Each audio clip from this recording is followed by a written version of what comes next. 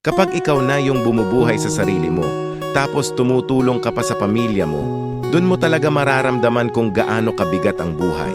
Hindi na ito tungkol sa luho, hindi na ito tungkol sa gusto. Tungkol na ito sa kung paano mo mapagtatagpo ang kinabukasan kahit na halos wala ka nang natitira para sa sarili mo.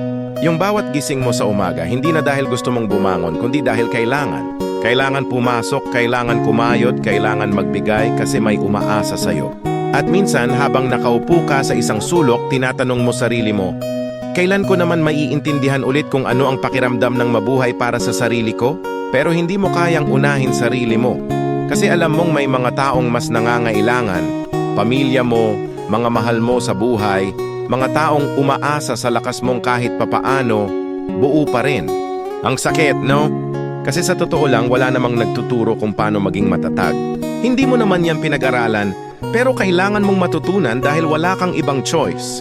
Kahit ubos ka na, tatawa ka pa rin. Kahit pagod ka na, magtatrabaho ka pa rin. At kahit gusto mo na lang huminga ng maluwag, iipitin mo pa rin ang luha kasi ayaw mong makita ng pamilya mong nahihirapan ka rin. Ito yung klase ng laban na tahimik. Walang sigawan, walang reklamo, pero ramdam mo sa bawat gabi na parang gusto mo na lang matulog ng mahimbing